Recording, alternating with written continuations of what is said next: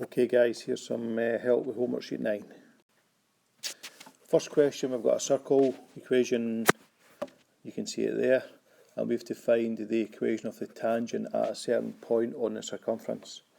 So a little diagram would tell us if that's a circle, then that there may be the tangent that you're trying to find.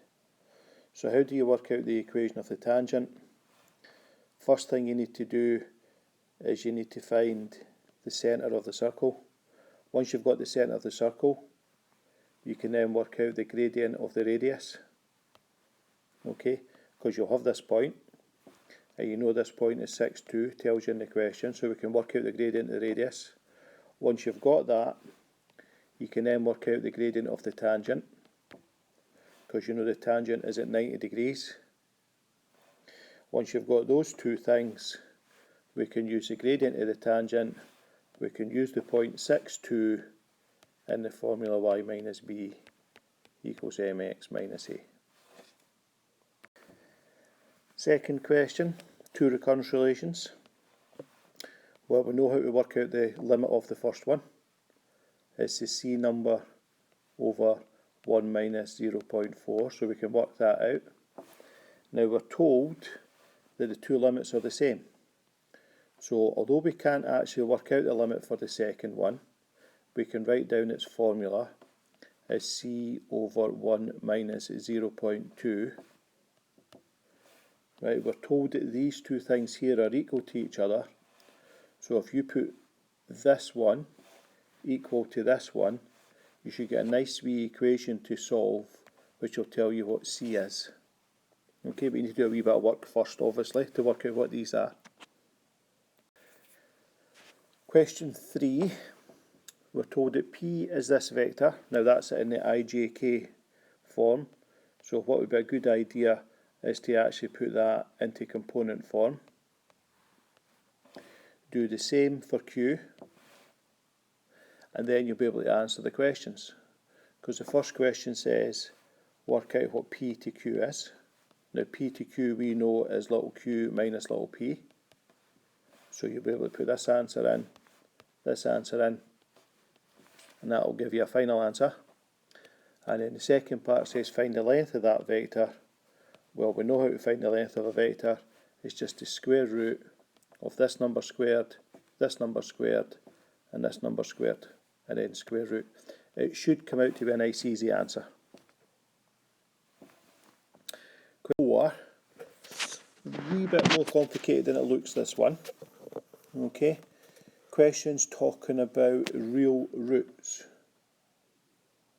Now real roots happen when b squared minus 4ac are bigger than or equal to 0.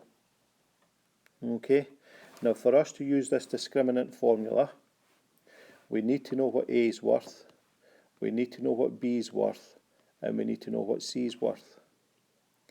However, looking at our initial equation, that's not very easy. So the first thing you need to do is do a wee bit of FOIL and remove the brackets, and then tidy the whole thing up so that you have x squared, and then you have so many x's and so many x's. Then you'll have a number on its own and another number on its own, except the second number on its own is actually going to be a letter.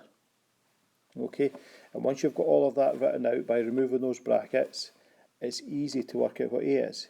A is the number before the x squared. B is what's before the x, so it'll be these two things. And c is everything else that's left, which is going to be this number and this number. Once you've got all of that, okay, you can then start to plug your a, b, c into your discriminant formula, work it all out, and you should end up with a nice wee simple answer which says k is less than or equal to something and k is bigger than or equal to something. Okay, but there's a lot of algebra involved in that question, guys. Removing brackets, identifying a, b, c, plugging them back into that formula, removing more brackets, and then solving the inequation that you get. It is quite long, certainly a lot longer than it looks. Question 5, we have to work out the area of this triangle. Okay, now from your National 5, I hope you remember that the area of a triangle is a half BC sin A. Okay, so we need to work out what this angle is. How are we going to work out this angle? Well, let's call it theta. Then cos theta is going to be this vector, which we'll call u, dotted with this vector, which we'll call v, divided by the length of u times the length of v. Okay, so you do all that.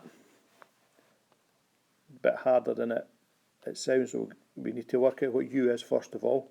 So u is the vector a to b, so we need to find that.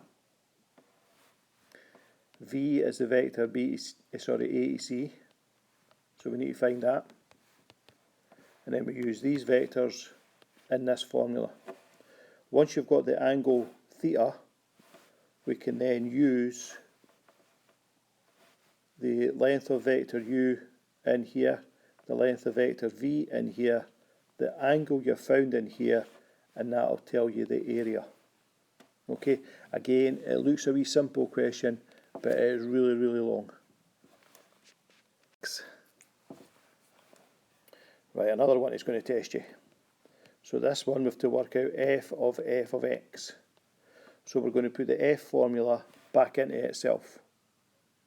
Okay, so it means we're going to rub out this x and write your fraction in. We're going to rub out this x and write your fraction in. Okay, so we're going to end up with x over 1 minus x over 1 minus, rub out the x and put the fraction back in. Okay, now we need to tidy all that up. I know it looks horrible, and it is horrible, but we need a challenge every now and again, don't we? So take this bottom fraction and write it in a simpler form. And then, because we are dividing fractions, take your first one, x over 1 minus x. Whatever answer you get for that black box, divide in, so turn the fraction upside down and make it into a times sum. Okay, once you've done that, you should find things called cancel. Okay, right, so a wee respite for those hard questions. Number 7 is a wee bit easier. Find the value which makes the vectors perpendicular. So perpendicular vectors happen when the dot product is equal to 0. So all we've got to do for this question, much easier than the last one, that times that, that times that, that times that, add them all up, and it should be equal to 0. Okay, so if you solve this wee equation, you'll get k equals a nice wee simple number. 8. Now, it looks horrible, but it's not. You've got a function y equals, okay, so differentiate that, which is easy to do. You can differentiate that very easily. Okay, once you've differentiated that very easily, take that answer, put it in here, take your y that you were given and put it in here, and then if you remove all the brackets on this side and remove all the brackets on this side, you should get that whatever you've got here is the same as whatever you've got here. Okay, so differentiate, stick it in there. It's a nice wee simple formula, it's not complicated.